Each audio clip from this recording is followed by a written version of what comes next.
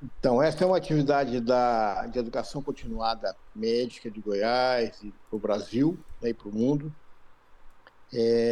que a Associação Médica de Goiás, a Comissão de Ensino Médico de Goiás, Faculdade de Medicina da UFG, tem praticado de maneira rotineira com a ideia de manter a educação e a ciência como retaguarda na vida do médico. Nesse curso, de forma especial, sobre contabilidade no consultório médico, foi uma ideia do nosso amigo doutor Escimar Gonçalves. O Escimar é médico, né, aqui de Goiás, formado pela Universidade Católica de Brasília, mas é goiano, e hoje faz residência médica em Minas Gerais, em ginecologia e obstetrícia, e tem uma importância das maiores aí no cotidiano do médico jovem goiano e brasileiro, né? E a seguir, quem é o nosso palestrante é Rafael Fitini. Rafael é formado em contabilidade, portanto, um contador, tem uma vivência muito próxima da classe médica e também uma relação muito próxima com o direito médico, né? Então, ele tem uma vivência muito grande que tem relevância na vida acadêmica.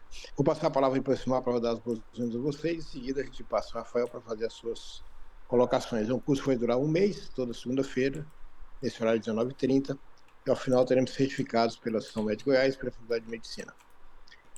Doutor Esmar, por favor, seus Boa comentários. noite, primeiramente, né?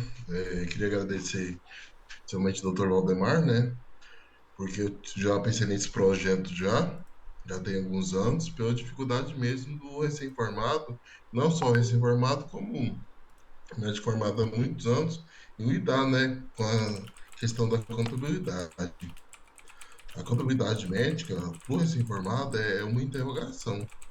Muitos saem aí querendo saber como que é a PJ, como é pessoa física, como que é CLT, como que é essas tributações do dia a dia, né? Que o médico vai ter que lidar quando entrar no mercado de trabalho. Eu sei que eu agradeço muito o Valdemar, né, pela oportunidade de colocar em prática um sonho que eu tive, né, de realmente fazer um curso e isso, a longo prazo, realmente virar uma matéria ou uma matéria na academia, o academicismo, né, no internato, nos anos iniciais, para o médico quando sair já ter uma noção básica. Que hoje a gente vive num mundo que a maioria das coisas são pejotizações. E a pejotização ela vem para ficar mesmo, não tem como. Aí, uma forma de aprender, né, um pouco, eu sei que contabilidade é muito difícil, só formando desde muitos anos, mas é uma forma de entender um pouco. E você se formar pelo menos assim, quando começar essa vida de trabalho, eles entender um pouco da prática mesmo. Muito obrigado a todos aí presentes e principalmente vocês informados, né, que estão aqui. Rafael, contigo, fique à vontade.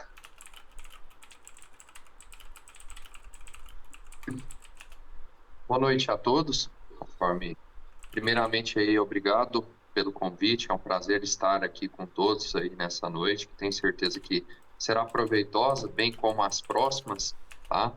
E foi com muito carinho que a gente desenvolveu aí essas matérias, que, como bem dito pelo Dr. Escimar, é até mesmo uma vivência que eu verifico assim no cotidiano aqui da minha empresa. E já me introduzindo, meu nome é Rafael Fettini, sou graduado em contabilidade, pós-graduando em auditoria, perícia e controladoria, tá? Tem vários cursos especializatórios, principalmente na área de planejamento tributário. Trabalho e permeio o meio médico já há 15 anos, nosso escritório aí já existe há 30 anos. Eu cá estou, hoje sou responsável técnico, sócio administrador aqui da Ativa Contabilidade. Então, eu já, de certa forma, conheço a dor de vocês, médicos, né? Que realmente, quando vocês se formam, muitos de vocês, com plena certeza, têm uma formação plena e perfeita na área médica, mas saem para o mundo profissional nus e crus e muitas das vezes fazendo péssimas escolhas, não por querer, mas por não ter essa vivência e ter esse conhecimento prévio. Então, assim, o nosso curso, essas aulas aí que nós vamos ministrar, eu pensei justamente para despilos de toda esses termos técnicos. Então, tentarei abordar a linguagem que vai ser acessível a todos. Então, sintam-se à vontade durante o curso. Se vocês tiverem alguma dúvida, mandem no chat, levantem a mão e os mediadores, por favor, me ajudem aí com o que for chamando, que vai ser um prazer para responder a todos aqui, tá? E hoje, para a matéria do dia, nós colocamos aí, então, um dos temas principais que muito assusta todos, principalmente aqueles que já começam a trabalhar, e vocês médicos, a realidade profissional, muitas das vezes, trabalhando em vários locais, e quando chega no famoso período do imposto de renda, é um Deus nos acuda, né? Realmente, até eu que, como disse, já permeio a área há 15 anos, cada ano mais eu me assusto o quão complexo tem se tornado o nosso cenário tributário brasileiro. E digo mais, nos próximos 10 anos, com a reforma tributária que foi aprovada e agora será normatizada, a tendência é que, infelizmente, como muitos dizem, esse manicômio tributário, ele só vem a piorar. Então, vamos fazer a nossa tarefa de casa bem feita, né? Vamos entender o que nos cerca para que possamos procurar bons profissionais para nos auxiliar. E muitas das vezes o que eles falem não seja, como diriam no português, claro, grego. A gente consiga entender, interpretar e debater, tá bom? Então, sintam-se todos à vontade aí.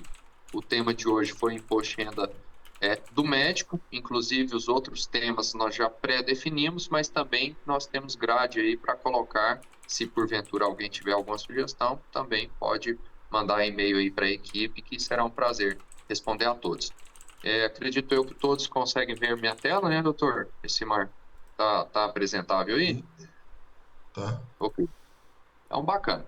Vamos lá, então. Vamos começar aqui pelo primeiro ponto, que é a obrigação.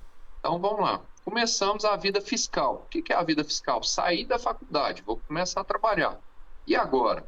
A primeira obrigação que você tem, sendo PJ ou não, porque como o doutor bem disse, hoje a pejotização é um cenário tributário que veio e ele é irreversível, eu também enxergo essa mesma característica, só que mesmo sendo pejotizado, você poderá estar obrigado a declarar imposto de renda. Então, quais são as 5 premissas básicas que ensejam a obrigação de declarar ou não imposto de renda? Vem falar alguma coisa? Doutor, fica à vontade, pode continuar. Ok. A primeira delas é aqueles que recebem rendimentos tributáveis acima de R$ 30.639 durante o ano. Então, ora, se eu recebi rendimentos tributáveis, e aí é importante a gente já começar a delimitar algumas características. Existem 3 tipos de rendimentos. Os que são tributáveis, ou seja, aqueles que vão sofrer ajuste agora no imposto de renda. Os isentos, que são aqueles que já sofreram tributação, por exemplo, numa PJ, mas que eles servem para agregar nos seus rendimentos, e daqui a pouco vocês vão entender por quê, e o que a gente chama de tributação exclusiva, como é o caso, por exemplo, do 13º, para aqueles que ainda têm um vínculo trabalhista. O que significa isso? Ele aconteceu naquele momento do recebimento e não vai acontecer mais, tá? Então, a primeira obrigação para saber se você está obrigado ou não a declarar imposto de renda, receber rendimentos tributáveis acima de 30.639. A segunda delas, e também muito comum, é se recebeu rendimentos isentos acima de 200 mil. Lembra quando nós falamos aí, então, da pejotização? Na pejotização, você recebe os seus rendimentos mediante uma empresa, essa empresa ela vai gerar a tributação e vai distribuir o saldo, que nós chamamos de lucro, para a sua pessoa física, e aquele rendimento não é mais tributável na hora do imposto de renda. Mas se ele ultrapassar 200 mil no ano, aí sim você estará obrigado a declarar imposto de renda. Então são coisas distintas. Estou obrigado a declarar imposto de renda? Sim. Vou pagar imposto de renda? Pode ser que não, porque já foi tributar lá na PJ. Inclusive, um dos temas dos nossos próximos encontros será justamente esse. Quando é que compensa eu ter uma PJ? Quando é que compensa eu trabalhar como pessoa física? Foi um dos temas e acredito eu que será muito proveitoso aí para muitos, que é o que eu faço exaustivamente quase que todos os dias ou todas as semanas. Chega o médico aqui, doutor, acabei de formar, e agora? Vamos lá, vamos fazer um planejamento aqui. Se você abrir a PJ, qual que é a sua previsão de faturamento? Você vai ter funcionário? Não vai? Como que vai ser? Então, por isso que eu até digo, quando você for tratar com um profissional contábil, exponha a sua realidade e não aceite uma pré-definição. Se ele já te diz de cara qual que é o regime que você tem que estar ou que jeito que você deve fazer, desconfie. Por quê? Não existe solução pronta. Toda solução ela deve ser flexível e ela deve ser adaptada à realidade de cada um, tá? Então, bacana. Os dois primeiros pontos que enseja a obrigação, e essa obrigação ela é legal, tá? Ou seja, se você atingir qualquer uma delas, você tem que declarar imposto de renda. A terceira é, obteve ganho de capital ou isenção na alienação de bens ou direitos. Então, tudo que você compra e vende, existe uma subforma de imposto de renda. Porque, como o próprio nome diz, imposto sobre a renda. O que é a renda? Eu tenho tanto a renda ativa, aquela proveniente do meu labor, do meu trabalho, do meu exercício da minha profissão, como é o caso de vocês, o exercício da medicina, como também posso ter rendas que não necessariamente ativas, que a gente chama de passivas. Por exemplo, se eu comprei um lote e aguardei uma determinada valorização e vendi esse lote, existe aí uma renda, não existe? Exemplo hipotético, comprei por 100, vendi por 150, ganhei 50 mil. Então, essa renda, existe um imposto, vamos tratar aqui como uma subforma de imposto de renda chamado ganho de capital, tá? Esse ganho de capital não é matéria do nosso curso, mas eu digo a vocês, existem N formas legais de reduzi-lo ou até mesmo isentá-lo, que se bem feito uma estratégia tributária, existem economias muito plenas. Um grande exemplo que eu também trabalho é na compra e venda de fazendas. Existe uma legislação específica que diz que o ganho de capital da terra nua, chamada terra nua, ela pode ter reduções expressivas. Então, assim, isso aí é outro item importante. E também um item que traz a obrigação de imposto de renda. Ou seja, se eu vendi qualquer bem ou direito, e obtive qualquer renda, ou seja, tive lucro na operação, eu estou automaticamente obrigado a declarar imposto de renda. Bacana. Outro item que talvez não seja diretamente o caso de vocês, mas quem seja obrigação é quem realiza atividade rural, cujo resultado seja superior a R$ 153.199,50. Então, eu tenho ali uma plantação de soja, vendi minha soja, recebi 180 mil. Estou obrigado a declarar imposto de renda, mesmo que eu não atinja as outras condições. E, por fim, quem detém bens ou direitos acima de 800 mil em nome próprio. Mas aí é importante citar o seguinte, não é a valor de mercado, tá? É a valor de compra. Então, eu comprei uma casa há 2 anos atrás por um apartamento, há 2 anos atrás por 600 mil. Eu estou obrigado a declarar imposto de renda agora, nesse ano, que ele vale 1 milhão? Não necessariamente, porque é o valor histórico, pelo que eu comprei, 600 mil, então eu não atingi a condição ainda de 800. E é a soma do patrimônio, tá? Então eu somo meu carro, meu apartamento, minhas aplicações financeiras e outros bens que eu venha a ter, tá bom? Então, recapitulando, são basicamente 5 as obrigações que enseja você, médico, a declarar imposto de renda, sendo que as mais comuns são as duas primeiras, rendimentos tributáveis ou rendimentos isentos, tá bom? Se alguém tiver alguma dúvida, estamos aí à disposição.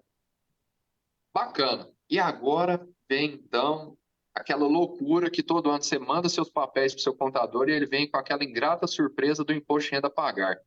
Aí você quer até brinco com alguns clientes meus, todo ano, ninguém chama o contador para a festa de final de ano por conta disso, porque o contador vai só mandar imposto, né? Mas aqui eu quero tentar esclarecer de onde que vem esse imposto. Então, nessa primeira parte aqui do slide, deixa eu voltar aqui que eu pulei. Nessa primeira parte do slide aqui, se todo mundo estiver vendo o meu cursor, eu trago, então, como que a gente chega, se eu tenho imposto a pagar ou se eu tenho imposto a restituir, porque existe até mesmo aquela lenda, né? Oh, mas eu tenho tanta despesa, eu vou restituir imposto de renda? Depende. Isso tudo vai depender se você tem. Deixa eu só ver se eu consigo achar aqui dentro do PowerPoint. Só um minutinho. Para me apresentar aqui. Tá, depois eu dou uma olhada nisso aqui. Então, bacana. Depende, se eu tive imposto retido na fonte, porque o governo, ele não dá dinheiro para ninguém. Ele, no máximo, devolve. Então, beleza. Então, vamos partir. São basicamente 3 passos para você chegar se você tem imposto a pagar ou se você tem imposto a restituir. Tá. O primeiro passo deles é achar o que a gente chama de base de cálculo. O que é a base de cálculo do imposto de renda? Nada mais, nada menos do que todas as suas receitas, excluído as suas deduções. E aqui eu fiz um grifo na dedução, porque eu quero focar nesse tema aqui com todos vocês, que ele vai ser o diferencial entre o imposto de renda bem feito e o mal feito, tá? Então, bacana. Como que eu vou achar minha base de cálculo? Pego todas as minhas receitas e por receita aqui. Eu atendo ali no hospital tal, atendo na clínica tal, tenho meu consultório. Então, eu somo tudo isso é receita e vou deduzir o que a legislação me permite. Daqui a pouco a gente vai entrar em mérito disso. Beleza. Achei a minha base de cálculo, eu vou calcular o imposto devido. Como que eu calculo o imposto devido? Eu pego a base de cálculo e multiplico pela alíquota. E, Rafael, mas onde que está essa alíquota? Na tabela aqui do lado. Essa tabela, ela hoje, salvo engano, ela já acumula deflação de 102%, só para vocês terem noção. Ou seja, atualmente, para quem ganha, era para começar a pagar imposto de renda, se eu não estiver equivocado, quem ganha acima de 10 mil e qualquer coisa. E hoje, para você ver, quem ganha acima de 1.903 já está ensejado a pagar imposto de renda, tá? A ter retido ou ter que pagar imposto de renda. Então, e assim, essa é uma briga política constante, que é a atualização da tabela. Obviamente, a deflação da tabela é um aumento indireto de imposto, né? Então, esse é um item que, inclusive, nós temos que cobrar dos nossos governantes, porque vai chegar em tal situação que hoje mesmo a inflação já mata quase que todos os ganhos. Mas, ok. Então, vamos lá. Para vocês entenderem, quem ganha anualmente, tá? Essa tabela aqui é anual e ela é válida por um ano calendário passado. Esse último imposto de renda que todos nós aí apresentamos, quem estava obrigado, terminou de apresentar agora dia 31 de maio. Então, quem ganha, por exemplo, entre 24.511 e 33.919, tem uma alíquota de 7,5% de imposto tributável. Não quer dizer que você vai pagar 7,5%. Por quê? Agora eu vou explicar o cálculo para vocês. Como que é feito? Vamos pegar aqui o nosso exemplo. Digamos que eu tenho uma base de cálculo aqui no nosso exemplo aqui embaixo. Eu tenho uma base de cálculo, ou seja, depois de apurado minhas receitas, menos as deduções, minha base de cálculo é de R$ 62.500. Sei lá, eu tinha lá 100 mil de receita e tive uma dedução de 37.500, se eu não estiver equivocado na conta, certo? Então, eu cheguei na base de cálculo em 62.500. Ok. E tive um IRRF. O que é isso? Imposto de renda retido na fonte. Então, lembra que eu disse a vocês que o governo não dá dinheiro para ninguém? Ele devolve. Então, vamos lá. Ao longo dos anos, nas fontes, ao longo dos meses, nas fontes pagadoras que pagaram vocês, ela foi retendo imposto de renda. Vocês, quem tem aí vínculos trabalhistas, sabe disso. Vem lá o montante bruto, o desconto de INSS, o desconto de IRRF, que é o imposto de renda que o governo já obriga quem vai te pagar já reter isso de você e recolher para ele, ou seja, é uma antecipação do imposto. E, na verdade, essa declaração agora, o nome técnico correto dela nem é declaração de imposto de renda, é declaração anual de ajuste fiscal. Por quê? A gente vai fazer os cálculos e vamos ver se o governo vai me devolver dinheiro ou se o governo vai me obrigar a pagar mais, tá? Então, voltando ao nosso exemplo, a nossa base de cálculo 62.500 e um IRF de 5.800. Fazendo os cálculos, então, e aqui eu vou fazer aqui para vocês, deixa eu puxar aqui a calculadora, 62.500, certo? Ela está em qual faixa aqui? Concorda comigo que ela está acima de 55.976? Então, ela já está na faixa dos 27,5%, certo? Então, vezes 27,5%, então, a minha base de cálculo é 17.187,50. Porém, observem que tem uma outra coluninha aqui chamada dedução. Essa dedução já é prevista na própria tabela, está disposta em lei. Então, desses 17 mil, eu vou descontar 10.557,13 e vou achar, então, o imposto devido de 6.630,37. Correto? Aí a gente cai no terceiro passo, que é o ajuste, que é o que eu chamo o final da ópera. Então, observem vocês que, se o meu imposto devido encontrado ele for maior ou superior ao que eu já tive retido, o que vai acontecer? Eu tenho imposto a pagar. Se o meu imposto devido apurado foi menor do que eu já tive retido, o que vai acontecer? O governo vai me devolver a diferença. Então, como se diz, é aí a mágica da coisa. Então, quando seu contador chega para vocês e traz, quase todos vocês vão ter imposto a pagar, é justamente por isso. Por quê? O que você já teve retido, dado que a lei te obriga a calcular, provavelmente é o que a gente chama de imposto efetivo, ficou a menor, então você tem que pagar a diferença. Voltando ao nosso exemplo, a gente encontrou, então, o imposto devido de quanto? 6.630,37 centavos, certo? Quanto que eu já tive retido?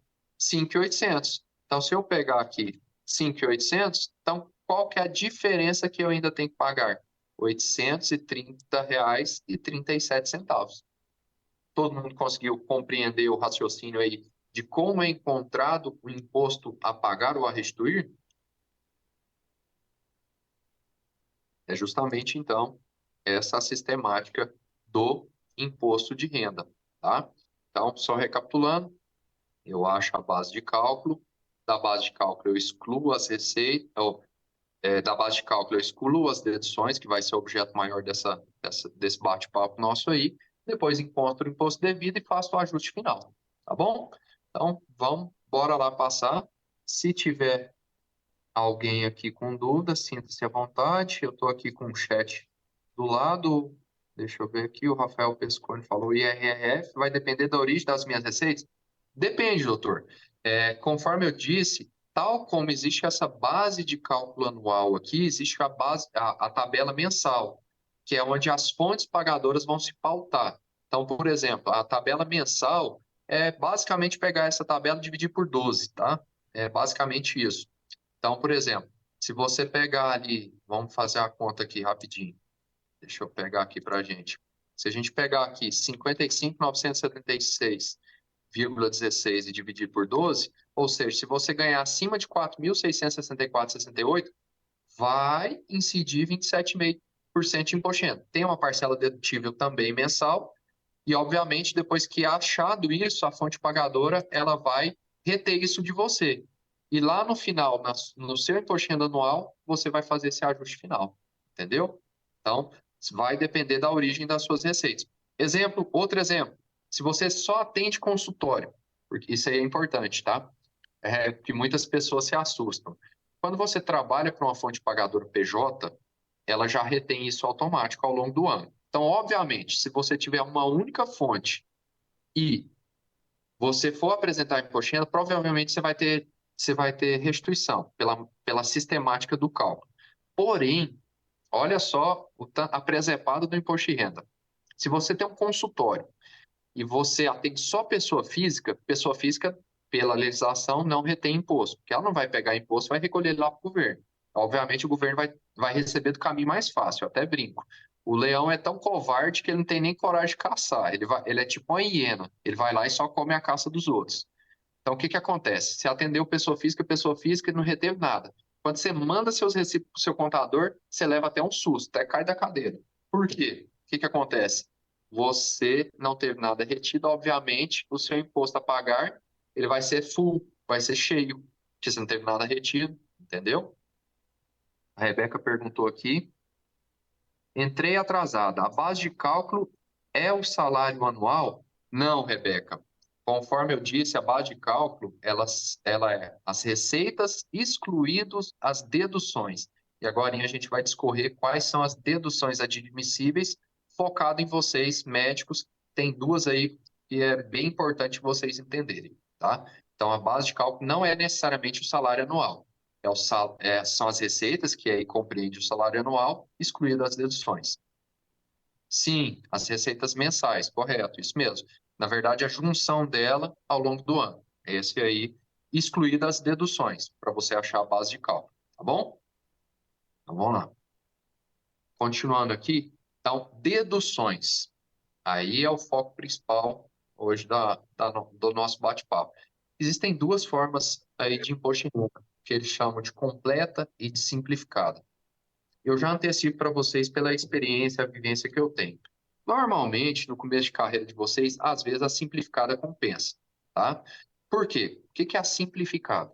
O governo automaticamente te dá uma dedução de 20% da sua receita, limitada a 16 mil e alguma coisa. Então, vamos fazer uma conta aqui rápida, só para vocês entenderem isso aí. Então, deixa eu pegar a nossa calculadorinha aqui de novo, deixa eu diminuir ela aqui. Então, vamos lá. Se eu tenho um rendimento anual, sei lá, 10 mil por mês, dá 120 mil anual, certo? 120 mil anual vezes 20% daria uma dedução automática de 24 mil. Mas lembram vocês que eu disse que esse desconto simplificado ele é limitado a 16 mil e alguma coisa? Então, eu não vou deduzir naquela base de cálculo 24 mil. Eu vou deduzir 16 mil reais, tá? Então, é fácil o comparativo. É só ver se todas as minhas deduções são maiores do que os 16 mil nesse exemplo em tela. Então, vamos pegar um exemplo hipotético. Vamos supor que você tem um dependente. A dedução por dependente é 2.275. Você tem lá atendimentos psicológicos de 10 mil reais. E aí é ilimitado, tá? Qualquer despesa médica. Médica ou da área de saúde. Então, você já tem 12 mil. Vamos supor que você fez uma pós-graduação. Infelizmente, é limitada a 3.600. Já deu 15.875. E vamos supor que você já teve um INSS das suas fontes pagadoras de mais 8 mil reais durante o ano. Então, na verdade, você já teve 23.875. Então, observe você que a opção completa já seria melhor nesse cenário aí, tá bom? O Fausto falou aqui, questão de ordem. Sugiro responder todas as dúvidas no final, senão a aula fica muito longa e cansativa. Show de bola, Fausto. Concordo com você. Então, eu vou deixar para o final. Quem quiser que eu as responda, irei responder. Obrigado aí pela dica. Então, vamos falar aqui então sobre as deduções, tá? Nós temos então as deduções completa e a simplificada. São os dois modelos tributários. Eu vou escolher qual que eu vou realizar. E aí já começa a entrar a expertise do profissional que vai assessorar vocês. Por quê? Essa opção é irretratável. Eu posso retificar meu imposto de renda quantas vezes for necessário. Mas passou o prazo dele, eu não posso mudar a opção de tributação. Um exemplo prático disso. Eu já conheço os meus clientes ao longo dos anos. Eu já sei qual que eu vou direcionar para simplificado e qual que eu vou para completo. E acontece muito isso. O médico, no último dia, esqueci meus documentos, transmite aí e depois a gente retifica. Eu já transmito com a opção da dedução. Isso aqui é importante. Carlos, está mudo? Observa, eu acredito que para os demais não. Acho que é seu microfone está ligado, tá? Isso aí é importante para você entender qual que você vai enviar, tá bom? Então, beleza. Vamos então discorrer quais são as deduções. São várias, mas as principais eu elenquei elas aqui.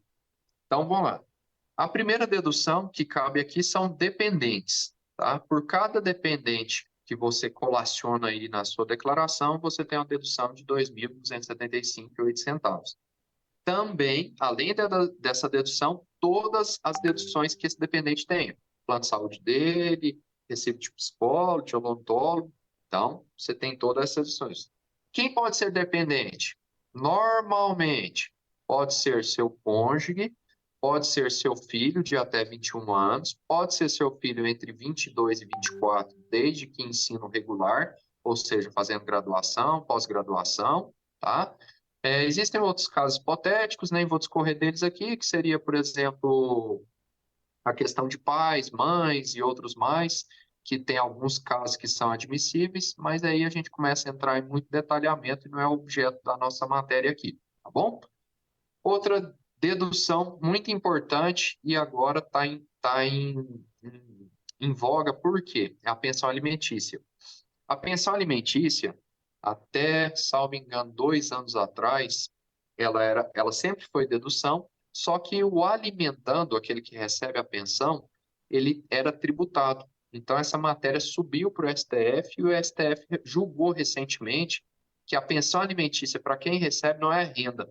Só para vocês verem tão covarde que era nosso imposto de renda. Ainda é, na minha opinião. A pessoa pagava a pensão alimentícia e quem recebia ainda tinha que declarar como a renda dela. Então, era obviamente uma dupla tributação. Porque quem pagou, ele recebeu de algum lugar. Ele já tributou o dinheiro dele. E se ele transferiu esse dinheiro para o alimentando dele, esse alimentando recebeu, ele também pagava imposto de renda. Olha que loucura. E agora a Receita perdeu essa queda de braço aí, tá? O STF julgou o procedente que não é mais tributável. Inclusive, eu tive um reflexo muito grande aqui com alguns clientes meus que eram pagadores de pensão e outros que eram recebedores. Por quê? O recebedor, ele pode, inclusive, retificar os últimos 5 anos e pleitear o imposto que, porventura, ele pagou. Eu tive um caso em específico que ele recebeu 30 mil reais de volta. E era assim, era o pai que pagava a pensão para o filho e o filho tinha que declarar imposto de renda porque a pensão era grande e ele pagava uma pensãozinha boa, pagava um imposto de renda bom. Então, ele pôde recapitular os últimos 5 anos, desde a decisão do STF, e deu tudo certo. Então, quem aí, porventura, pagar a pensão alimentícia ou receber, se atente e fale com o seu contador sobre o assunto, tá? Outra despesa aí que é dedutível, inclusive ilimitada, que, no meu ponto de vista, o governo está perto aí de começar as limitações, infelizmente. Como todos acompanham aí o cenário, a tendência é que o arroxo fiscal seja cada vez maior. Mas, enquanto isso, despesas, praticamente todas da área da saúde, tá? Elas são dedutíveis e ilimitadas. Despesas médicas, odontológicas, de fisioterapia, terapias ocupacionais, quase todas elas. Nossa, ficou psicólogos, desculpa aí pelo erro, tá? Psicológicas, todas elas são ilimitadas. E aí eu já faço um paralelo para vocês, porque tal como vocês são declarantes, lembrem-se vocês que vocês são também prestadores de serviço. E aí é onde que eu chamo a atenção de vocês, eu tenho vivenciado isso na prática e alerto. Por quê? Vocês recebem de muitos pacientes, muitos aqui são totalmente autônomos. Vão lá, tem seu consultório, isso eu digo por experiência também. A tendência da vida profissional de vocês é uma curva exponencial. Talvez no primeiro ano, ali na residência médica, não dá para produzir muito, mas saiu, começou a se especializar, vocês vão ver que é vertiginoso os ganhos. E aí é onde que eu digo, o governo não é como se diz, não é a nossa vovó que faz a comidinha gostosa para a gente e para nos agradar. Saibam vocês que o sistema bancário do Brasil é um dos melhores no mundo, por incrível que pareça, e o Pix é uma dessas grandes revoluções. E assim, o governo não ia criar um sistema robusto e totalmente rastreável sem um intuito fiscalizatório. Então, o que que acontece hoje? E eu estou vendo isso acontecer, inclusive, na prática. O paciente, ele vai lá no seu consultório, ele te paga, e hoje quase ninguém anda com dinheiro, muitas das vezes ele vai fazer uma transferência eletrônica que acabou, pode anotar, 90% ou mais do caso é Pix, todo mundo paga Pix, Pix, Pix. E aí o que que acontece? Esse Pix, mesmo que você não dê para o seu paciente uma nota fiscal ou um recibo pessoa física, ele é dedutível. A legislação fiscal permite esse paciente deduzir você e esse paciente vai te deduzir e vai te levar para a malha fina, porque hoje o governo já faz o cruzamento efetivo, tá? Entre o médico que declara o paciente, então quem já declara sabe disso, você tem que declarar nominalmente, ou seja, para o CPF do paciente e o valor, tá? e esse paciente tem que declarar você. Se uma ou outra coisa do elo dessa cadeia não acontecer, corre-se o risco que está caindo em malha fiscal ambos os lados. Então, cuidado que vocês estão criando um passivo tributário muito grande. Eu alerto isso diuturnamente para os meus clientes, e isso é de suma importância entender isso.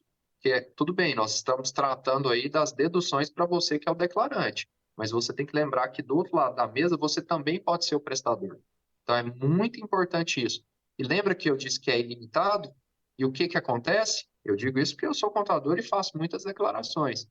Na hora que você liga para o seu cliente, ó, fulano, terminei aqui seu imposto, você tá pagando aí X. Ele pula da cadeira, fica bravo e fala, e agora, o que que eu posso fazer? Eu falei, você me mandou todas as deduções? Nossa, eu só fui, eu tive um médico, mas eu não encontro mais ele, é muito difícil e tudo mais, mas eu tenho um Pix aqui. Serve? Pior que serve. Entendeu? Porque a legislação fiscal, ela admite como elemento de prova, numa intimação, numa malha fina, que essa pessoa que caiu na malha apresente esse PIX, mesmo sem você, médico, ter declarado. Então, é o que eu digo, tenha muita organização com a sua saúde fiscal, tá? Isso aí é muito importante. E eu recomendo para o meu cliente que ele faça a emissão, principalmente pelos recebimentos eletrônicos, porque você vai se esquecer, muitas das vezes esse paciente vai te declarar e você vai ter um problema fiscal. Infelizmente, a Receita, novamente, lembra que eu falei que o leão, na verdade, devia ser uma hiena? Ele é traiçoeiro. Ele não vai te chamar esse ano, no ano que vem ou no próximo. O nosso prazo prescricional é de 5 anos. Hoje, eu, Rafael, inclusive antes dessa aula, estava respondendo processo fiscal ainda do ano de 2020. A Receita, ela age assim, ela deixa a trem correr. Por quê? Está correndo juros, está correndo multa, e também porque ela não tem contingente suficiente, entendeu? Então, isso aí é de grande importância. Outro item que infelizmente é limitado, mas que é dedutível, é a educação. E aí eu vou fazer um parênteses aqui, é educação quando você está em educação regular, graduação e pós-graduação. Quando você faz um curso especializatório, por exemplo, essa despesa já entra no livro caixa. Daqui a pouquinho a gente vai discorrer sobre ele. Outro item também que é dedutível é a Previdência Oficial, que é o INSS, que quem tem vínculo trabalhista é um contribuinte obrigatório do INSS. Daqui a pouco eu vou fazer um adendo sobre isso aí, que é muito importante. E o principal aqui, o livro caixa e a Previdência Privada, PGBL. Já vou discorrer sobre elas aí então, tá? Livro caixa, chegamos aqui num ponto-chave aí da nossa aula. Lembra que eu falei para vocês que para achar a base de cálculo, necessariamente eu tenho lá aquela variante de dedução e eu até fiz aquele grifo? Então, o livro caixa para vocês médicos autônomos, tá? E muito cuidado aí, eu já peguei muito esse erro aqui no escritório. O livro caixa, ele é dedutível, mas para quem é autônomo. Por quê? Qual que é a premissa básica do livro caixa? É deduzir tudo que você consome para realizar suas receitas autônomas. Ora, se você é médico, você tem unicamente um vínculo trabalhista com o hospital, um exemplo hipotético, e você quer deduzir livro caixa, esquece. Por quê? A própria Receita ela vai te barrar, tá? Ela vai te barrar porque só é admissível a dedução do livro caixa quem tem receitas autônomas, aquelas que não têm vínculo trabalhista. Rafael, o que é dedutível no meu livro caixa? É simples. Tudo que for consumível. Nada que é imobilizado é dedutível. Então, aluguel, condomínio, energia elétrica, água, internet, sua secretária, material de limpeza, roupa. Eu sempre falo isso, né? Vai comprar uma roupa, coloca lá no cupomzinho, roupa branca. Por quê? Roupa branca é a vestimenta de vocês, médicos. A vestimenta branca é um item consumível e é dedutível, entendeu? E aí já começam as estratégias fiscais que vão ser itens de outras palestras. Por quê? Você pode permear a vida fiscal, pessoa física, pessoa jurídica. Então, mas vou trabalhar aqui só como pessoa jurídica. Cuidado, às vezes você está perdendo uma despesa que pode ser dedutível. Então, você vai trabalhar como autônomo dentro daquelas deduções. Um exemplo, se você tem ali um gasto fixo e variável, que dá uma média mensal aí de 10 mil, pensa aqui comigo, e suas receitas totais são, sei lá, 40 mil, que você pode fazer como estratégia fiscal? 10 mil de recibo, 30 mil de pessoa jurídica. Você pode trabalhar como autônomo, até 10 mil, e 30 mil pessoa jurídica. Por quê? Como autônomo, lembra da base de cálculo, receita menos despesa? Se eu tenho 10 mil de receita, 10 mil de recibo e tem 10 mil de despesa, o que vai acontecer? É zero. Imposto de renda sobre zero é zero. Então eu zerei, deixei de pagar imposto de maneira legal sobre 10 mil reais. Nosso exemplo hipotético. E aí, vamos dizer, o meu grosso, eu pago na empresa cuja alíquota é menor. E aí, lembra que eu falei para vocês que nós vamos discutir quando pensar, então, na pessoa jurídica ou na pessoa física? É justamente essas estratégias aí que a gente pode utilizar de maneira lícita, não é ilícito, que você vai ter aí uma melhor estratégia, tá bom? Depois, gente, eu vou até compartilhar aí com o Dr. Essimar, Dr. Valdemar, e aí a gente vai achar uma forma aí, às vezes vocês passam e-mail e tudo mais, todo esse material, tudo que eu for expor, eu vou deixar à disposição de vocês para que vocês possam consultar. Ao final também tem os meus contatos, sintam-se à vontade para entrar em contato, mandar qualquer pergunta, que vai ser um prazer responder, tá? Rafael, Maurício, Oi. depois você me manda os slides que eu mando pro pessoal no grupo. Pronto, combinado então. Os slides, todo o material que eu for utilizar, eu vou sempre mandar para vocês ao final do nosso curso, tá bom? Então, bora lá, continuando. Sobre o livro caixa. Então, é importante a gente definir, então, tudo que é consumível é dedutível, tá bom? E aí tem alguns aspectos importantes, tá? Igual eu disse aí para vocês, por exemplo, quando a gente fizer uma compra ou adquirir um serviço, sempre exigir o documento fiscal, porque ele é importante. Se você for chamado a prestar esclarecimento sobre as suas deduções, e eu digo isso porque no estado de Goiás, salvo engano, 2019, isso mesmo, um ano antes da pandemia, houve a deflagração de uma operação chamada Caixa de Pandora, tá? Que aí, aqui no estado de Goiás, foram pegos 300 médicos e tiveram que comprovar as deduções, porque o que estava acontecendo? Tinha muita gente declarando a dedução sem ter o respectivo documento, porque nesse momento do imposto de renda você não apresenta nada, você só põe números ali. Mas depois você tem que ser pode ser chamado a prestar esclarecimento sobre os números ali declarados, tá? Teve essa operação muito grande, e é um aspecto que, como o livro caixa ele é ilimitado, se você conseguir comprovar, você pode deduzir tudo, e se você souber fazer uma boa estratégia, você até zera a sua base de cálculo, então a receita está em cima disso. Então, quando for emitir um cupom, tirar cópia, porque normalmente o papel é termossensível, então o profissional que te assessora na contabilidade te ajudar nisso aí, tá bom? Entender que pedidos, recibos, esses papéis avulsos sem ser documento fiscal não são dedutíveis, tá bom? Você pode fazer um rateio com outros colegas médicos, por exemplo, se você compra ali uma nota fiscal que vem ali 10 mil reais de produto, vocês podem, aí com a assessoria do seu profissional contábil, seu profissional jurídico, fazer o rateio disso aí mediante um instrumento particular e cada um se apropriar do montante dessa nota. Isso é muito comum na área de dermatologia, que compram, às vezes, fazer uma compra coletiva de Botox, por exemplo. Tem muitos médicos que fazem isso, tá? E é permitido, mas tem que existir todos os documentos para que isso seja lícito, tá bom? Então, é importante a gente ter alguns cuidados aí em relação ao livro caixa. Beleza. Agora, a previdência privada. Lembra vocês que eu falei que a previdência é um dos itens dedutíveis? Então, existem hoje dois tipos de previdência privada, tá? Existe a previdência oficial, que é o INSS, as previdências próprias, que geralmente são regimes governamentais, quem trabalha aí para o Estado ou para o município, normalmente o Estado ou o município tem fundos previdenciários próprios, e existem as previdências privadas. Normalmente aí são produtos de bancos, mas que, se bem utilizados, é uma excelente estratégia fiscal, tá? Nós temos aí o VGBL, que é a Vida Geradora de Benefício Livre, e o PGBL, o Programa Gerador de Benefício Livre. Qual a diferença entre eles? Ambos vão entrar como uma previdência para você futura. Você investe um dinheiro no banco, o banco faz um planejamento para você. De duas, uma. Ou em tal idade você vai lá e saca tudo, ou você pode programar um saque mensal, e aí tem cálculos autuários, né, que é pela idade da pessoa. Por exemplo, eu quero me aposentar com 10 mil reais. Então, ele vai fazer um cálculo, você tem que aportar tanto para gerar uma poupança de tanto, e o banco vai te pagar aqueles 10 mil até você morrer. Então, tem vários produtos no mercado, essa que é a bem verdade. Mas para nós, o que importa? O VGBL, ele não deduz, não é um item dedutível, mas quando você saca ele, você só paga imposto de renda sobre o que rendeu. Vai, Rafael, mas como assim? Eu vou pagar imposto de renda? Vai. Mas, vamos lá para a estratégia. O PGBL ele é dedutível e eu posso deduzir até 12% da minha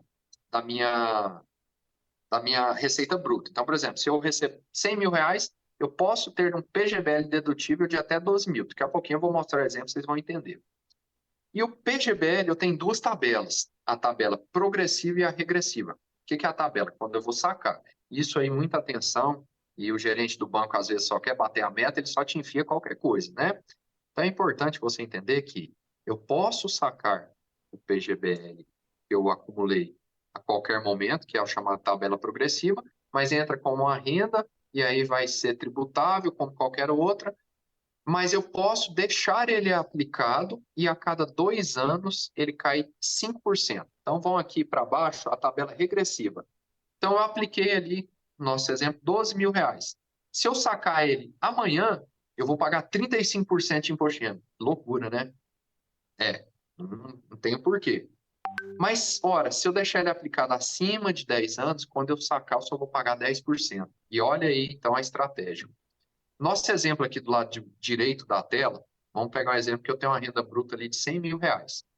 Lembra que eu disse que é dedutível até 12% da renda bruta? Então, eu posso, no meu exemplo, aplicar até 12 mil reais em PGBL.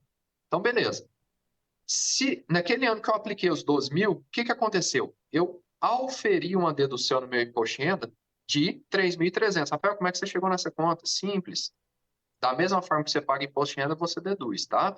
Então, se eu apliquei 12 mil reais e minha alíquota é de 27,5, porque 100 mil já está naquela última faixa, lembra? Então, eu vou deduzir 27,5 de 12 mil. Então, eu vou deduzir 3.300 reais, ok? Se eu deixar esse dinheiro aplicado ali durante 10 anos, quando eu sacar ele, eu vou pagar sobre esse dinheiro sacado R$ 1.000 de imposto de renda. Então, qual que foi meu ganho fiscal real? 2.300. Simples. Então, o que eu fiz? Peguei 12 mil, apliquei no PGBL, deduzi, ou seja, naquele ano que eu apliquei, eu melhorei a minha situação tributária do meu imposto de renda em 3.300, e se eu me programei bem, fiz um planejamento, dali 10 anos eu posso sacar ele e vou pagar só R$ 1.000. Então, você ganha efetivamente 2.300 e ainda fez uma previdência privada. Agora eu vou dar a minha opinião pessoal. É uma excelente estratégia fiscal, tá? Porque nosso bate-papo aqui é sobre estratégias fiscais. Com certeza é uma estratégia fiscal. Mas muito cuidado, porque nem sempre, comercialmente falando, é um excelente investimento, infelizmente. Por quê? Existem duas coisas arraigadas. A rentabilidade. Então, observem vocês que, por exemplo, Banco Brasil tem uma, Itaú tem outra, Mafre, MetLife, Prudential, com certeza vocês já ouviram falar de nomes assim, tá? Cada um tem. Por que o banco faz? O banco, o agente financeiro, ele cria um fundo e ele vai investir esse fundo seu. Existem alguns que são mais agressivos, outros mais conservadores, obviamente isso aí vai te trazer uma rentabilidade maior ou menor. Infelizmente, ainda no Brasil, não é um item que tem uma rentabilidade tão expressiva. Então, ele é melhor utilizado para uma estratégia fiscal. Mas existem hoje já no mercado bons que, como o brasileiro se alertou a isso, tem muita gente indo atrás e está, obviamente, questionando o gerente. Mas qual que é a sua rentabilidade desse dinheiro que eu vou deixar lá parado? E tem outra coisa também importante que vocês podem anotar aí, que é a taxa de carregamento. Porque existe. O que é a taxa de carregamento? Em português, claro, é o percentual que ele te cobra pela administração do seu dinheiro. Porque, igual eu falei, o banco vai pegar, vai colocar no fundo, vai investir, e ele vai te cobrar isso. Então, a taxa de carregamento, se for pesada, culminada com a rentabilidade ruim, o que pode acontecer? Seu dinheiro ficar estagnado. Como no Brasil é um país inflacionário, o que vai acontecer com o seu dinheiro lá na frente? Vai perder poder de compra. Então, de nada adiantou você fazer uma estratégia fiscal e perder o dinheiro lá na frente do aspecto de investimento. Então, só recapitulando, Não que seja um produto ruim, tá? Tem muita gente que aplica, é legal. Eu tenho, mas é o que eu sempre falo. Nunca coloque suas maçãs na mesma cesta. Busque um PGBL, busque outras formas de rendimento. E lembrar que pode ser que o PGBL, na sua estratégia fiscal, seja um excelente investimento, tá bom? Então, é importante a gente dar esse adendo aí para vocês. E aí, lembra que eu falei para vocês outro item importante, INSS, Previdência Oficial. Por que é importante, principalmente para vocês médicos? Por quê? Muitos de vocês trabalham para várias fontes, certo? E o que vai acontecer? As fontes não comunicam entre si, ok? Aí você trabalha na fonte A, ela já desconta o INSS daquele rendimento. Trabalha na fonte B, ela desconta aquele tanto. Trabalha na fonte C, que desconta outro tanto. E o que acontece hoje? O teto do INSS hoje, no ano de 2024, é 7.786. Vamos fazer uma conta aqui? Vamos pegar a nossa calculadora de novo? Se eu trabalho em um lugar, ganho 10 mil por mês. Se eu trabalho em outro lugar, ganho 5 mil por mês. Quanto que eu já ganhei? 15 mil. Eu vou dar um exemplo hipotético, porque hoje a alíquota do INSS ela é variável, tá? É um cálculo dinâmico. Mas isso aí vai dar mais ou menos de desconto em torno de, na minha experiência, uns 12%. Vamos computar 12%. Então, o que aconteceu? As duas fontes, cada uma vai descontar a sua parte, cada uma vai descontar 12%. Vamos fazer um cálculo aqui. Então, você teve descontado R$ 1.800. Grava esse número aí, por favor, tá? Então, o teto não é 7.786? Vamos pegar aqui os mesmos 12%. Daria 934. Mas quanto você teve descontado? 1.800. Então, você pagou a mais em INSS. No nosso exemplo hipotético, tá? Não se atenha aos números, porque, igual eu falei, é um cálculo dinâmico, ele vai variar aí. Mas o que eu quero elucidar aqui para vocês? Você contribuiu com o INSS sem precisar R$ 865 a mais. E só novamente, vamos chamar nossa hiena aqui. O INSS ele é fiscalizado e controlado hoje pela Receita Federal. Há um tempo atrás, essa incumbência passou para a Secretaria da Receita Federal. Lembra que eu falei que o leão, na verdade, não é leão, é hiena? O que ele vai fazer com o seu dinheiro que você pagou a mais? Ó, caladinho. Não vai falar nada, hein? Você pagou a mais, problema seu. Ele não vai bater no seu porta e falar, ó, doutor, você recolheu isso aqui a mais, estou te devolvendo. Esquece.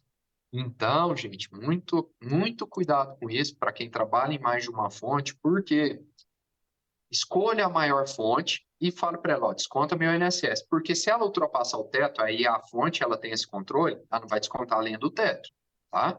E as outras que você trabalhe, oficie elas, fala, ó, eu já desconto na fonte tal o valor sobre a contribuição tal, então, portanto, não desconte mais de mim. Isso aí já é praxe, a fonte pagadora já sabe como faz isso.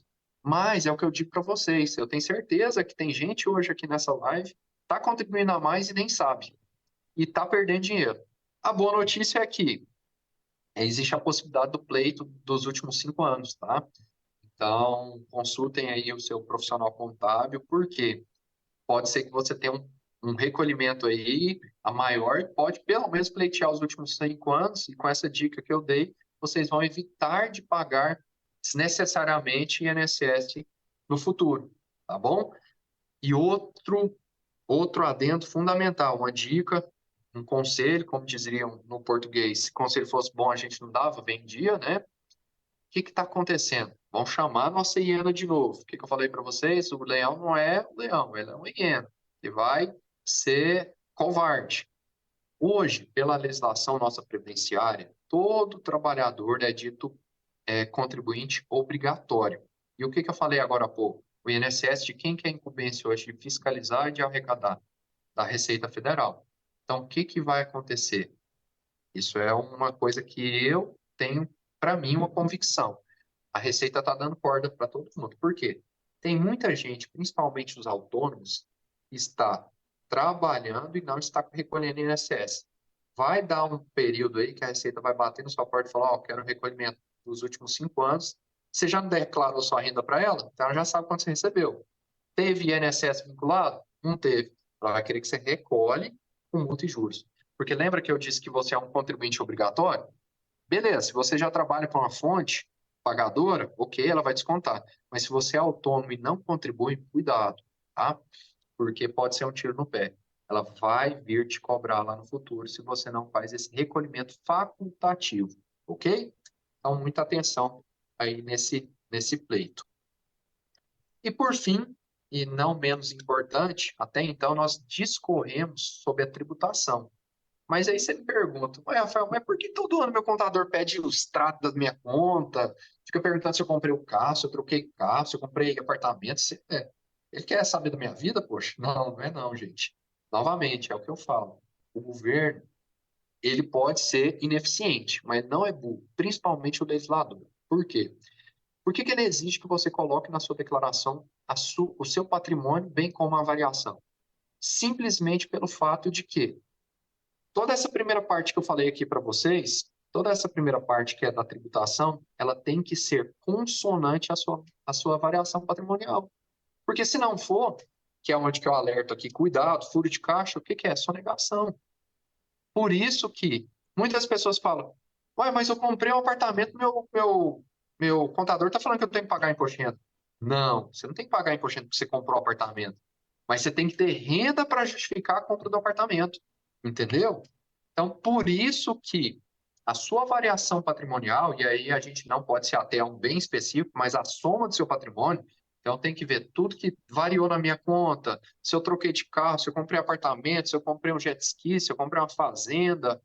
E hoje a Receita está tão inteligente, eu vi esse processo aqui acontecer uma vez, tive a oportunidade, foi comigo, a Receita disse o seguinte, ela mandou para o contribuinte, né, pedindo solicitação das deduções que ele declarou, ele apresentou tudo mais, tudo bonitinho.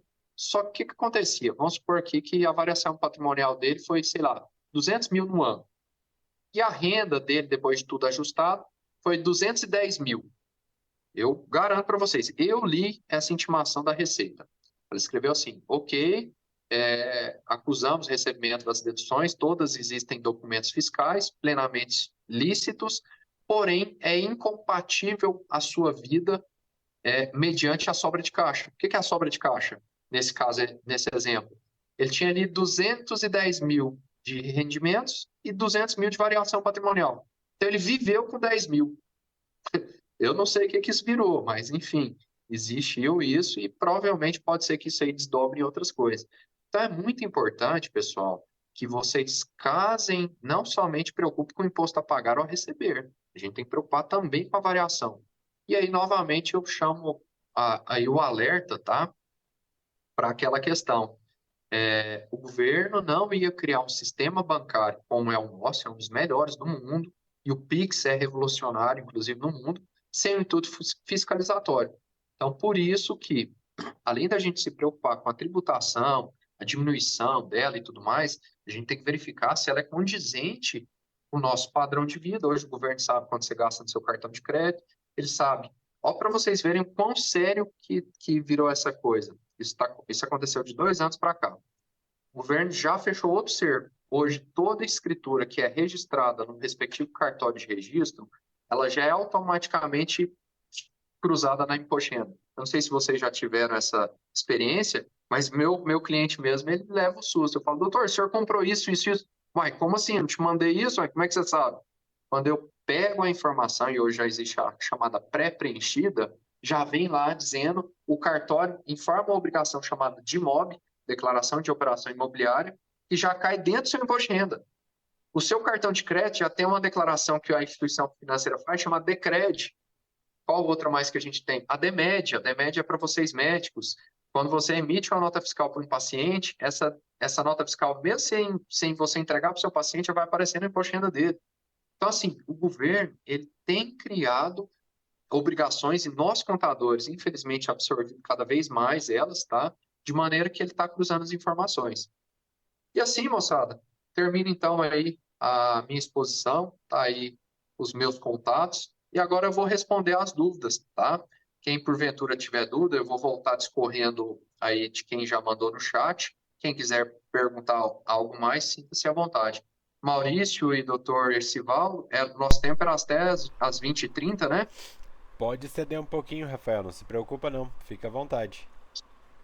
Não, tranquilo, eu formatei aí para vocês esse entendimento. Igual eu prometi a vocês, eu tentei ser o menos técnico possível, tá? Me desculpe se às vezes pareceu técnico, mas eu tentei tirar os jargões técnicos e tentar estudar aí com maior clareza para que vocês entendam o contexto, tá bom? Agora eu vou voltar aqui no chat, e aí quem for tendo dúvida, se quiser chamar e perguntar, e vou respondendo. Então, parei no Fausto. Então, tem como prestador de serviço, ou a Maria Rita perguntou, então, como prestador de serviço, devo emitir nota para todo atendimento? Maria, é essa a minha sugestão, tá? Se você não quiser ter nenhuma dor de cabeça, o que eu recomendo é procurar um bom profissional para você diminuir de maneira lícita a sua tributação, tá? Mas nós estamos no caminho sem volta. Igual eu falei, e esse caminho sem volta, ele é inclusive Big Brother fiscal. Por quê? Hoje o governo já sabe de tudo. Hoje tudo é eletrônico. Hoje, eu até brinco às vezes com minha esposa, se o pneu do meu carro furar, é perigoso depender da borracharia eu ficar na mão, porque eu não tenho mais dinheiro. E eu tenho certeza que muitos aqui não têm dinheiro vivo. Todo mundo usa cartão de crédito, Pix, hoje ficou muito fácil, né? Ficou muito acessível. E aí o Felipe falou, se receber dinheiro, acredito que não precisa, não é rastreável. Mas cuidado, lembra da conclusão aqui do nosso bate-papo? O dinheiro você vai receber ele ali, tá? Você não vai tributar. Mas e aí, o que você vai adquirir com ele? O que vai justificar essa variação patrimonial? Viu tanto que a coisa é complexa, né? Então a gente tem que tomar esses cuidados aí. Aí o Rolando perguntou se a aula vai ficar gravada. Eu consigo responder essa, Rafael. O pessoal perguntou muito se a aula vai ficar gravada. Sim, as aulas ficarão gravadas, elas estarão disponíveis no dia seguinte no YouTube da Associação Médica. Tá, show de bola. E aí a Beatriz nos perguntou, isso do livro caixa vale tanto para pessoa física como jurídica? Depende, Beatriz. Pessoa física eu acredito que todos entenderam, né? Pessoa jurídica vai ser um tema futuro, mas já te adianto. Hoje, basicamente, nós temos 3 regimes fiscais. Simples nacional, lucro presumido, lucro real. Simples nacional e lucro presumido, infelizmente, é indiferente, tá? Porque, como o próprio nome diz, é sobre uma base de cálculo já presumida, não importa as suas despesas. O lucro real, sim, é como o próprio nome diz, é o próprio lucro real da empresa. Só que aí eu tenho, infelizmente, uma má notícia para vocês, porque, igual eu disse, eu trabalho nessa área aí. Quando é que o lucro real vai compensar? Eu vou falar isso no futuro. Bem simples, quando a sua margem de lucro for menor do que a do lucro presumido ou do simples nacional. E como o trabalho médico ele tem um alto valor intelectual agregado, quase sempre a margem de lucro é alta. Então, muito raramente você vai ver uma pessoa jurídica na área médica estar no lucro real sem ser obrigado, porque o lucro real tem alguns casos que existe a obrigação, não é nem uma faculdade, é a obrigação, tá? Então, respondendo a sua pergunta, vale para a pessoa física como uma pessoa jurídica, desde que ela esteja no lucro real. Beleza. Pois a Maria Rita nos pergunta aqui, como PJ tem um valor teto para declarar, por que você falou que o rendimento não entra no IR, correto? Maria, voltando aqui à sua pergunta, ela, bem simples, as obrigações. Existe um teto para declarar? Vou pegar um exemplo hipotético. Se você tiver só PJ, você é obrigado desde que seus rendimentos isentos, ou seja, a sua distribuição de lucro, ela seja superior a 200 mil. Beleza. Aí eu falei que não entra para a tributação do IR, que ela já é isenta, mas entra naquela outra parte da declaração. Lembra que eu falei que são 2 partes? É a parte da tributação propriamente dita e a parte da patrimonial. Então, ele entra para justificar a sua variação. Porque, olha lá no final do nosso slide, o que eu falo para vocês? A variação patrimonial deve ser justificada pelos rendimentos, que é a soma dos tributáveis, exclusivos na fonte, e os isentos. E aí, os isentos é de onde vem da PJ. Então, entendeu a correlação aí, tá? Então, os isentos, eles não são tributáveis, que o imposto de renda ele tem 2 etapas, a tributação propriamente dita e a parte patrimonial, mas ele serve para justificar o patrimônio. Então, nós, contadores, quando eu vou fazer um imposto de renda, eu sempre vou olhar a tributação, vou resolver a tributação e depois eu vou pensar na parte patrimonial, para que eu feche todas as aparas do meu imposto de renda e transmita a declaração de maneira correta. que, igual eu disse, infelizmente é grande a probabilidade de malha fina. A Natália Santos perguntou, doutor, e no caso de quem recebe bolsa da residência? Doutora, seguinte, a bolsa da residência, ela tem duas tratativas e aí vai depender da sua bolsa, tá? Normalmente, 90% dos casos, ela é isenta, tá bom? Ela tem uma materialidade isenta. Então, você vai declará-la e isso, voltamos lá novamente nas obrigações. Se você receber bolsa acima de 200 mil por ano, tá bom? Ou se você incorrer em qualquer outro quesito. Lembrando vocês, gente, que não é porque eu não caio no requisito que eu não devo observar outros. Eu devo apresentar imposto de renda se eu incorrer em um ou mais itens, tá bom? Então, assim, a bolsa de residência, alguns raros casos, ela é tributável. Aí a gente tem que observar se ela entra nessa primeira premissa aqui, tá? O Watson perguntou, como declarar livre caixa de empresa em sociedade, mais de um proprietário? Watson, novamente, voltando àquela pergunta que eu acabei de responder, a gente tem que observar se a sua empresa é do lucro real. Se não for, não se fala em livre caixa, tá bom? O Paulo de Barrote Cruz perguntou, doutor, a faculdade do meu filho que é maior, consigo dedução? Doutor, seguinte, lembra que eu disse que para ele ser dependente, ele tem que, se até 21 anos, não importa a condição dele, ou se ele estiver entre 22 e 24 anos, ele pode ser seu dependente, e aí aí o senhor vai poder deduzir isso no seu imposto de renda. Mas para que você deduza isso, e aí eu faço outro adendo, tá, pessoal? Não é pelo fato de você ser o pagador. Toda dedução do imposto de renda é só para o beneficiário. E, ora, eu só posso deduzi-la se o beneficiário do serviço for meu dependente. Entendeu? Então, esse aí é o raciocínio.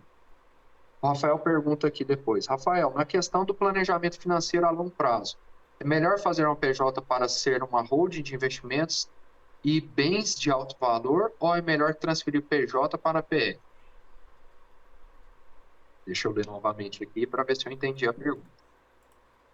A longo prazo, é melhor fazer uma PJ para ser a holding dos investimentos e bens de alto valor ou é melhor transferir da PJ para PF? Doutor, depende. Eu digo isso porque eu também transito nessa área como agente investidor também, tá? Quase sempre, e aí são formatações comerciais, o investimento financeiro, o ativo financeiro vai compensar na pessoa física, tá? Por algumas características comerciais e tributárias também. A pessoa física, por incrível que pareça, tem algumas benesses que nem sempre a pessoa jurídica tem. E o inverso é válido também. Quando a gente trata de bens móveis ou imóveis, quase sempre a holding, a denominada holding, só para todo mundo se situar, a holding nada mais é, gente, porque é uma empresa. E aí eu posso dar o direcionamento que eu quiser. A holding, aqui no Brasil hoje, ela tem basicamente duas vertentes. Existem várias outras, tá? Mas três, na verdade, vamos citar aí três. A primeira, planejamento sucessório. Hoje, o nosso imposto de transmissão, quando alguém falece, ele é muito caro. Então, se você fizer um planejamento sucessório, existem maneiras de você diminuir esse imposto. E aí a gente não está falando de imposto de renda, tá? É um imposto de cunho estadual chamado ITCMD. A holding também tem a vertente da diminuição da carga tributária, e aí é onde que eu respondo a sua pergunta, doutor Rafael, que o imóvel numa holding, por exemplo, claro, o aluguel numa holding, lucro presumido, vai custar 11,33%, numa pessoa física 27,5%. Então, se você comprar um imóvel na holding e alugar pela holding, você vai pagar 11%, na pessoa física 27%, então você ganhou 16%. Então, entendeu a resposta aí? Depende do ativo. Quase sempre, para ativo financeiro, faz na pessoa física. Para bens móveis e imóveis, pessoa jurídica. Mas isso não é a regra, tá? Isso aí é o habitual. Igual eu disse, não existem soluções pré-formatadas. A gente tem que entender cada caso para estudar e direcionar uma melhor solução para aquele caso. A Lorena pergunta, no primeiro slide, se a pessoa não tem renda mensal compatível com a declaração, ela só deve declarar se tiver bens de 800 mil. Doutora, novamente, depende. Ela tem que ver se ela não... O que eu sempre gosto de fazer com o meu cliente eu pego 5 pontos e vou perguntar, doutor, você auferiu rendimentos tributáveis acima de 30 mil, isentos acima de 200, você vendeu ou comprou algum bem, você executa atividade rural, você tem patrimônio acima de 800? Aí, se ele não atingir nenhuma das condições, ele está desobrigado, tá? O Arthur nos pergunta, no contexto de quem recebe como dividendo de alguma PJ, como fica a questão da declaração? Doutor, como eu disse, se for só essa sua realidade, você vai estar obrigado, se receber acima de 200, e ele vai servir para justificar sua variação patrimonial. E o seu imposto de renda vai ser bem simples no aspecto tributável, e se você receber tudo, como a gente chama por dentro, né, se você declarar tudo conforme a lei prediz, você justificará a sua variação patrimonial, está tudo certo. E seu caso está resolvido. Participante online, não sei o nome, pergunta aqui, boa noite, como funciona o IR quando você é sócio de uma empresa? Pergunto isso porque entrei numa OS, Organização Social, através da procuração, e segundo a empresa, a declaração dos impostos é feita através da própria empresa. Caramba, aí tem um aspecto que eu não vou entrar em mérito, mas muito cuidado com a OS e SCP. Tem muito isso no meio de vocês, tá? Sociedade em conta de participação. É um desvirtuamento, falando no ponto de vista do direito fiscal, que é errado. Muitas pessoas fazem isso como subterfúgio de diminuir a declaração, tá? Algumas OS também, mas não são todas, tá? Por favor, não generalizem. Mas, assim, se for uma OS correta, acontece dessa forma também. Não, a gente não pode dizer que você é um sócio, você é tido ali como prestador de serviço. Ela vai te pagar, obviamente vai efetivar os descontos, e aí é onde eu digo que existem as OS que são as corretas e as incorretas, que está nesse desconto, que ela vai fazer de maneira legal ou ilegal, tá? Infelizmente, então tomem muito cuidado, conversem com o seu advogado de confiança, para não entrar numa barca furada.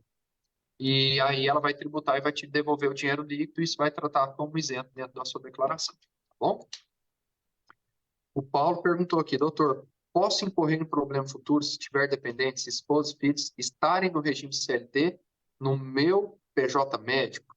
Doutor, deixa eu ver se eu entendi sua pergunta.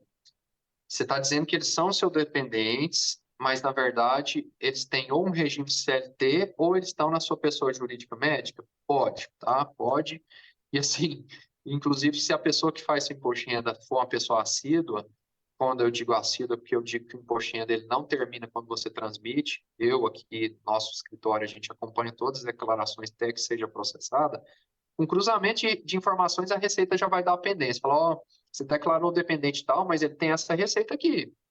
E aí, lembra daquela expertise que eu falei de decidir a opção da completa ou a simplificada?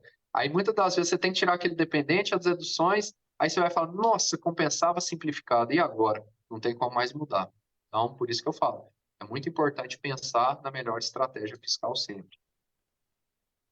O Marcos, pessoal, eu estou aqui tranquilo com o tempo disponível, tá? Sinta-se à vontade. Se quiserem mandar pergunta aí. O livro caixa é um conjunto de notas e comprovantes de pagamentos ou tem um formato de a livro ser apresentado à Receita ao ser solicitado? Doutor, seguinte, a legislação prediz o seguinte, ali no imposto de renda você só vai entregar o resumo da obra, mas a legislação prerroga que você deve escriturar, inclusive de maneira mensal, e efetivar, inclusive, o recolhimento do chamado carnê-leão, tá? Eu não entrei em mérito disso aqui, mas o carnê-leão, o que que é? Eu vou pegar as minhas receitas, vou pegar as minhas deduções de livro caixa e vou ver se eu teria que reter imposto de mim mesmo. E vou eu mesmo chegar para a Receita e falar, toma aqui, dona Receita, eu deveria te pagar isso aqui esse mês, tá aqui. No ano que vem a gente vê se a gente ajusta isso. Olha que loucura que é. Então, realmente você tem razão no que você pergunta aí ou afirma. Não precisa ser entregue no ato da declaração, mas ele precisa ser executado ao longo do ano. Tá? E é um serviço que nós, contadores, inclusive, fornecemos. Maria Rita, disponha, por nada. Eduardo Cunha, poderia comentar sobre vínculo de SCP, Sociedade de Participação? Aí, Eduardo, eu falei disso agora há pouco, você vai entrar na polêmica aí. A premissa da SCP, como o próprio nome diz, é Sociedade em Conta de Participação. Qual que é a premissa dela? Básica, tá? E é muito bem utilizável. Eu utilizo em algumas operações que eu faço de investimento. E hoje está muito difundido e é um meio protetivo para o investidor. Mas vamos lá, como que funciona? SCP tem dois polos, o chamado sócio ostensivo e o sócio participante. O sócio ostensivo, de acordo com a lei, é aquele ente que ele está obrigado legalmente a mostrar as operações para o fisco, para terceiros, parará. E o sócio participante, e aí começa a grande questão, ele só entrega o montante financeiro, ou seja, ele entrega dinheiro para o sócio ostensivo, esse sócio ostensivo vai realizar a operação e devolver o montante já tributado para ele. Um exemplo clássico, o que a gente vê muito aí, os terreneiros. Você compra ali 10 lotes, aí chega uma incorporadora lá e fala, ó, quero construir um prédio aí de 30 lajes aí. Beleza? Beleza. Então, vamos fazer o seguinte, você entra com o terreno no SCP que a gente vai constituir, eu entro com a incorporação, eu, incorporador e construtora, vou incorporar, construir, vender e te devolver o resultado e fica tudo bonito, beleza? Show de bola. Esse é um SCP real. Só que o que acontece com vocês médicos? Vocês entram com dinheiro onde que vocês vão prestar o serviço? Não entra. Você entra com o seu serviço. E a legislação não trata de serviço, ela trata de financeiro. Então, é uma maneira desvirtuada.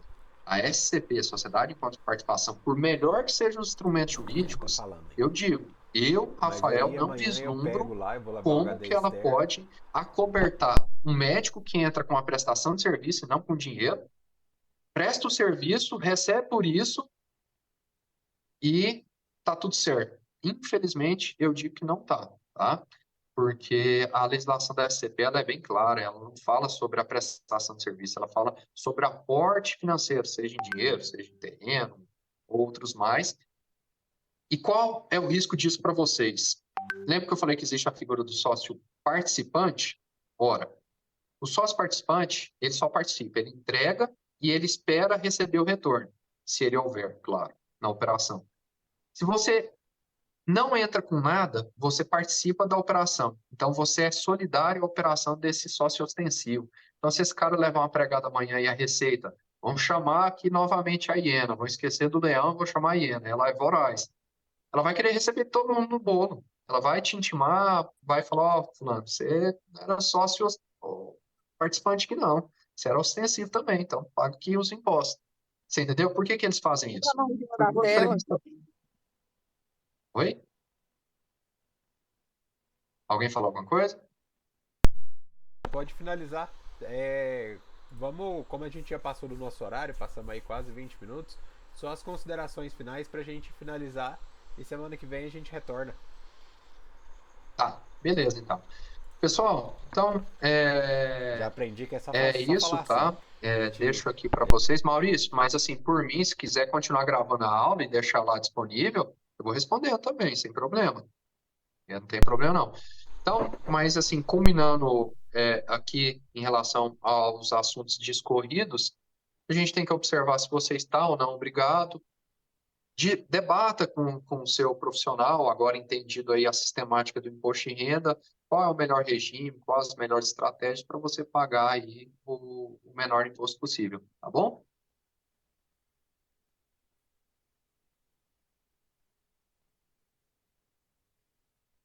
Pessoal, eu que agradeço aqui a todos, tá? Pela participação, pelas perguntas, é um tema bem extenso, a gente poderia passar aqui, eu conseguiria tranquilamente um mês com encontros diários aqui de 2 horas e não exaurir todos os temas. Então, assim, eu tenho certeza que tem muita coisa, mas é o que eu sempre digo, tal como eu, Rafael, sempre procuro um bom médico, conceituado, que estudou para isso, que busca entender o paciente, procurem vocês também um profissional que irá assessorá-los vendo vocês como um cliente, né? Não só como mais um na carteira dele.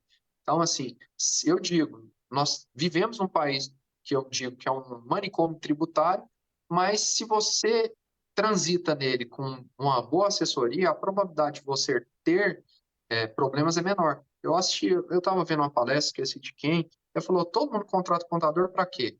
Para mitigar risco e para maximizar a eficiência tributária. Essa é a nossa profissão. Então, conte aí conosco, com um profissional que te assessora, tá?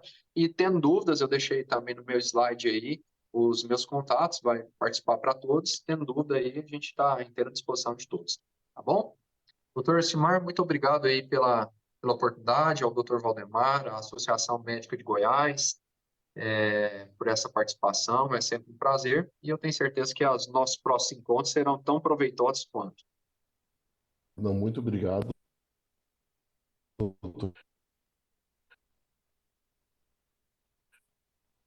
pelo conhecimento, né, passado aqui para a gente, da aula de contabilidade.